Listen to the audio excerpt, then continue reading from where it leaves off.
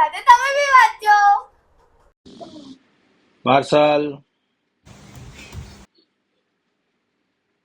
લે બેટા, પાર્સલ તાર પપ્પાને આપી દેજે. પપ્પા પપ્પા પાર્સલ આવી ગયું. પપ્પા તમે પાર્સલમાં રોજ શું મંગાવતા છો? તમારા માટે ગિફ્ટ છે. દીદી જલ્દી આવો, પપ્પાએ આપણા માટે ગિફ્ટ મંગાઈ. શું? આપણા માટે ગિફ્ટ મંગાઈ છે? Yes. Thank you. પપ્પા તમે રોજ શું મંગાવતો છો?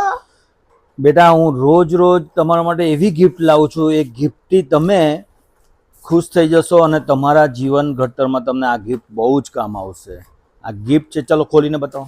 ચલો તમે જ ખોલો. એટલે તું આ ગિફ્ટ ખોલ. હા ચલ તું આ ગિફ્ટ ખોલ, ફટાફટ ખોલો. ચલો. શું? આ હા. શું છે? આ તો કોઈ કિતાબ જેવું લાગે છે. બુક છે આ તો. આ તો બુક છે. હે? પેલી પણ ખોલ. હા. તમે બુક કેમ મંગાઈ પપ્પા? કહું ને તમે કેમ બુક મંગાવી તે. હે? એટલી બધી બુક આમાં બી બુક મંગાઈ હો યાર, બુક મંગાવો. જો આજકાલ તમે છે ને રોજે રોજ ટીવી જુઓ છો, મોબાઈલ જુઓ છો, પણ એ બધા કરતાં જો બેસ્ટમાં બેસ્ટ હોય ને બચ્ચાઓ, બુક છે. It is said that 1 book is equal to 100 good friends. Have you heard this? હે heard this? એક બુક એવી છે જે તમારા 100 ગુડ ફ્રેન્ડ કરતાં બેસ્ટ છે. તમે આ વાંચશો એટલે તમારામાં એટલું બધું નોલેજ આવશે કે ના પૂછો વાત. ખબર પડી? ચારું પૂથું મારા જીવનનું ઘડતર આ બુક્સે કરી છે. મારામાં જે વિચારવાની શક્તિ, જે અલગ અલગ જે વિચારું છું હું, બરાબર, આ બુક્સે મને આ બધી વિચારવાની શક્તિ આપી છે. તમને બહાર જે નોલેજ મળે છે એના કરતાં તમને એક બુક વાંચશો ને તમે, એના કરતાં ડબલ નોલેજ તમને મળશે. હા, આ આપણી એક સંપત્તિ છે. એક સમય એવો આવશે સંપત્તિ નહીં હોય, પણ તમારી પાસે જ્ઞાન હશે ને તો તમે દુનિયા જીતી લેશો. દુનિયા જીતી લેશો.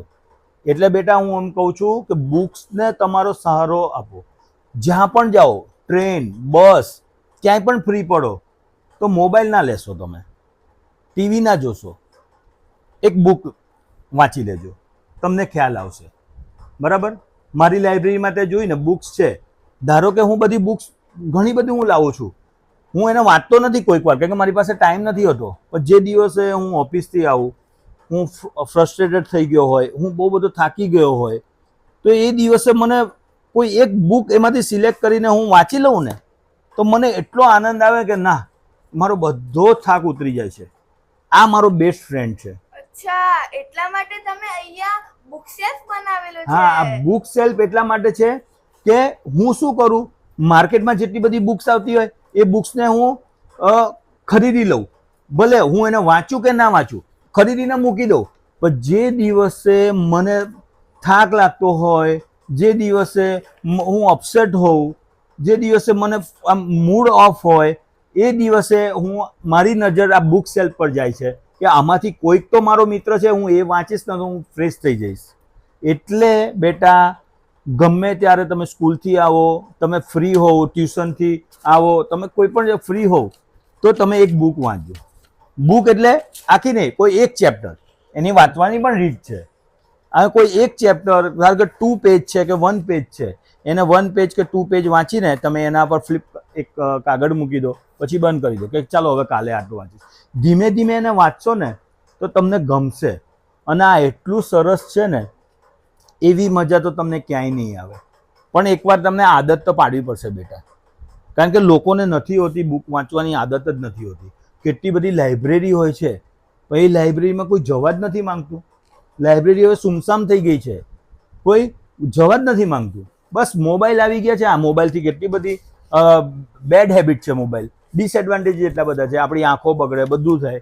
બુક છે, બુકથી તમને તો એટલું બધું નોલેજ મળશે ને, તો તમે 10 જણાની વચ્ચે ઊભા હશો ને તો તમને પૂછશે કોઈ કે તમને આટલું બધું નોલેજ ક્યાંથી આવ્યું, ત્યારે તમે કહેજો કે મારા પપ્પાએ મને બુક વાંચવાનું કીધું છે. સમજ્યા બેટા? બુકનું ઇમ્પોર્ટન્સ શું છે આપણી લાઈફમાં? હા, તો બુક વાંચવાની. વાંચો ને, મોબાઈલ સ્ક્રીન ટાઈમ ઓછો કરશો ને, ટીવી ઓછું ને આ તમારા માટે જ મંગાઈ છે અને આ વાંચશો ને તો તમે મને યાદ કરશો બરાબર ગીવ મી હાઈ ફાઈ ચા લો તો ફ્રેન્ડ્સ શું તમે સમજ્યા હવેથી અમે બી બુક્સ વાંચશું અને સાથે સાથે તમે બી વાંચજો બાય જય મહાદેવ જય